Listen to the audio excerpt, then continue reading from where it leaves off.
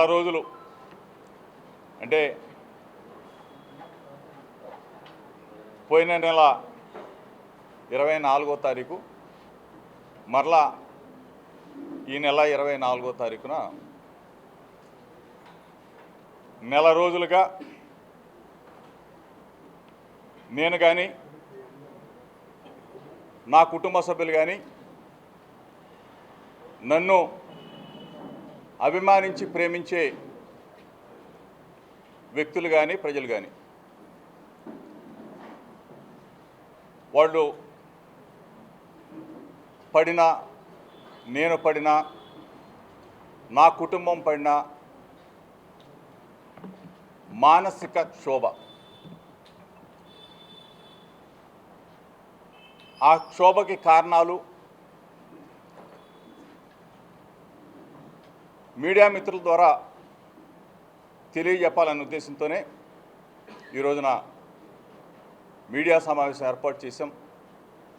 దయచేసి మీడియా మిత్రులందరికీ కూడా చెప్తా ఉన్నాను, నేను మాట్లాడే 4 మాటల్ని ప్రజలకు తెలియజేసే విధంగా మీడియా మిత్రులు ప్రయత్నించాలని చెప్పేసి అభ్యర్థిస్తూ, మానవ సమాజంలో మనందరం కూడా బాధ్యత గల వ్యక్తులు. 2 తెలుగు రాష్ట్రాల ప్రజలు అవ్వచ్చు, ప్రపంచంలో ఉన్న తెలుగు ప్రజలందరూ కూడా చెప్తా ఉన్నాం, తల్లిదండ్రులుగా మన బాధ్యత పిల్లల్ని బాగా చూసుకోవటం, పెంచటం, చదివించటం, ఆ తర్వాత వారికి చక్కగా ఘనంగా పెళ్లి చేయటం అనేది మన సాంప్రదాయం. ఈ సాంప్రదాయంలో భాగంగానే ఒక బాధ్యత గల కుటుంబానికి సంబంధించి బాధ్యత గల వ్యక్తిగా తల్లిదండ్రులుగా ఘనంగా వివాహం జరిపించడం జరిగింది.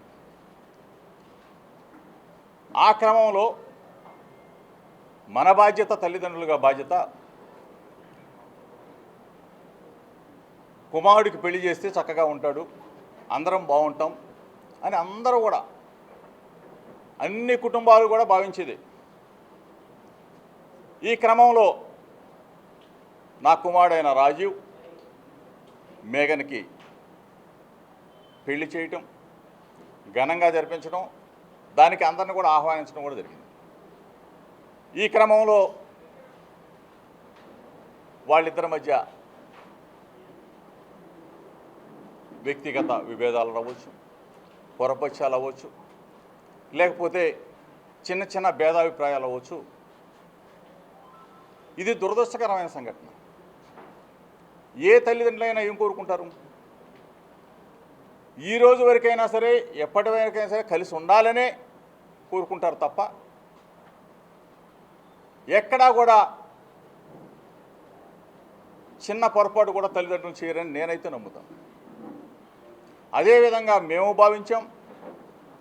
వాళ్ళ మధ్య సఖ్యత కుదర్చడానికే అందరం కూడా ప్రయత్నం చేస్తాం. మేము కూడా అదేవిధంగా చేసాం. ఈ క్రమంలో వారి మనస్పర్ధలు, వారి మధ్య పొరపక్షాలు పెరగటం, తద్వారా రాజీవ్ 8/2/2026న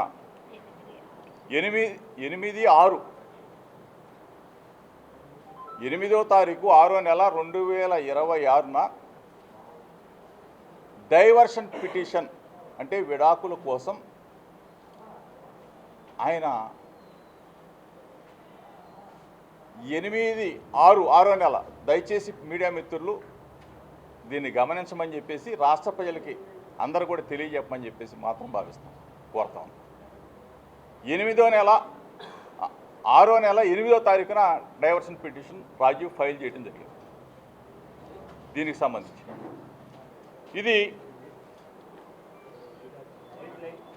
ఈ దరిమిల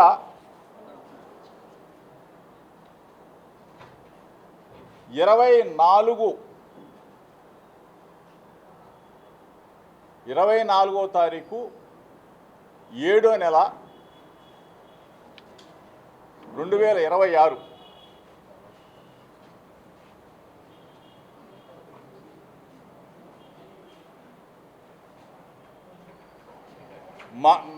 మా కుటుంబం మీద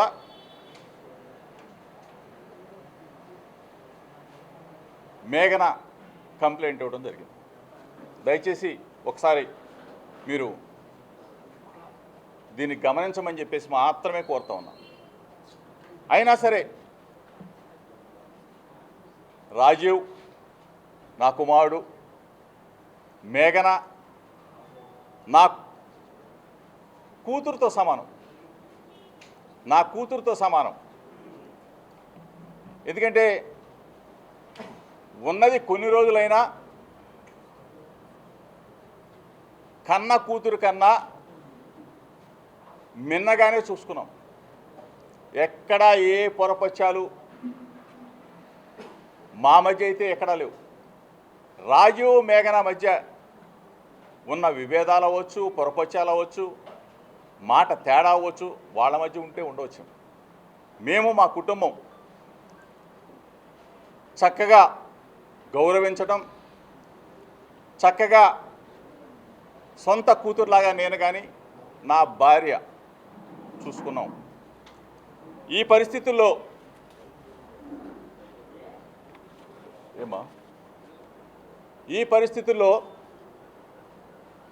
వాళ్ళ మధ్యన విభేదాలకి ఆ తర్వాత రాజీవ్ డైవర్షన్ పిటిషన్ ఇవ్వటం, ఆ తర్వాత మా మీద కంప్లైంట్ ఇవ్వటం కూడా జరిగింది. అంటే యావత్ కుటుంబం మొత్తం కూడా 11 మంది మీద ఎఫ్ఐఆర్ నమోదు చేయడం కూడా జరిగింది. దీనికి సంబంధించి పచ్చని కుటుంబం, మంచి కుటుంబం, ఒక పొరపచ్చం. ఈ క్రమంలో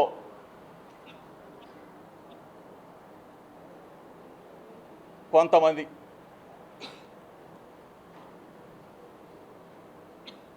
ఆ కంప్లైంట్ దరిమిలా ఈరోజు నెల రోజులు అవుతా ఉంది.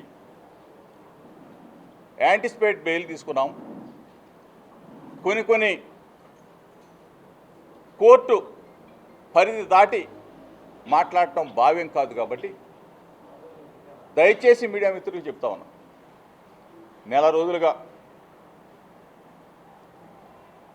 వ్యక్తిగత జీవితాలు, కుటుంబ జీవితాలు, కుటుంబంలో వచ్చిన మనస్పర్ధలు, ఇద్దరి జీవితాలు, అంటే రాజీవ్ మేఘన సంబంధించిన విషయాలని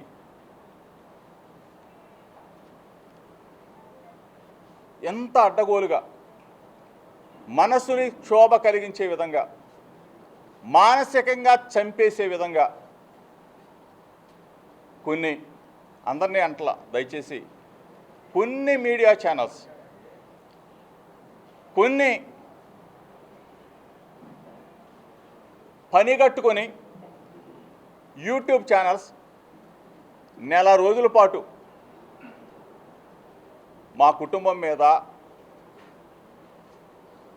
వ్యాపారం చేసుకున్న కొంతమందిని అడుగుతా ఉన్నా, ఇది మీకు భావ్యమా అని అడుగుతా ఉన్నా, మీకు పిల్లలు లేరా అని అడుగుతా ఉన్నా, మీరు పెళ్ళిళ్ళు చేయలేదా అని అడుగుతా ఉన్నా. మా మీద కేసు పెట్టిన మేఘనమ్మకు కూడా తెలుసు, ఆమె మనస్సాక్షికి కూడా తెలుసు, తండ్రిలాగా ఏ విధంగా చూసుకున్నానో, తల్లిలాగా నా భార్య ఏ విధంగా లాలనగా చూసుకుందో, నా కూతురికి గోరుముద్దలు పెట్టినట్టు ఏ విధంగా గోరుముద్దలు తినిపించిందో ఆమె మనస్సాక్షి కూడా తెలుసు. అయినా సరే ఎఫ్ఐఆర్కి సంబంధించిన మీరందరూ కూడా చూసుంటారు. అసలు ఆ ఎఫ్ఐఆర్కి సంబంధించిన కంటెంట్ను ఒకసారి మీరు కూడా చూస్తే, మత మార్పిడి అంటే ఎంత ఘోరమైన నా భార్య బైబిల్ చదివితే తప్ప అని అడుగుతాం. యేసుక్రీస్తు బోధనలు వింటే తప్ప అని అడుగుతా ఉన్నా. మేము తిరుమల వెంకన్న దగ్గరికి వెళ్తాం, శ్రీశైలం మల్లన్న దగ్గరికి వెళ్తాం, అమ్మ కనకదుర్గమ్మ దగ్గరికి వెళ్తాం, కాశీ విశ్వనాథుని దగ్గరికి వెళ్తాం, యోగా హోమాలు చేస్తాం. అన్నిట్లో నా భార్య పాల్గొంటుంది. అంటే ఎక్కడైనా ఫలానది చెయ్యకూడదని చెప్పేసి మన రాజ్యాంగంలో ఉందా అని చెప్పి అడుగుతా ఉన్నా. అంటే నేను ఎవరిని కించపరిచి, అంటే ఒక మాట ఆ పాప చెప్తే దానిని చిలవలు పలవలుగా ఫేక్ వీడియోలు, ఫేక్ ఆడియోలు ఏఐ ద్వారా సృష్టించి ఈ విధంగా చేయటం మీకు న్యాయమా అని అడుగుతా ఉన్నా. మానసిక క్షోభ గురి చేసి వ్యాపారం చేసి ఆ వ్యాపారంతో అన్నం తినటం మీకు ధర్మమా అని అడుగుతా ఉన్నా.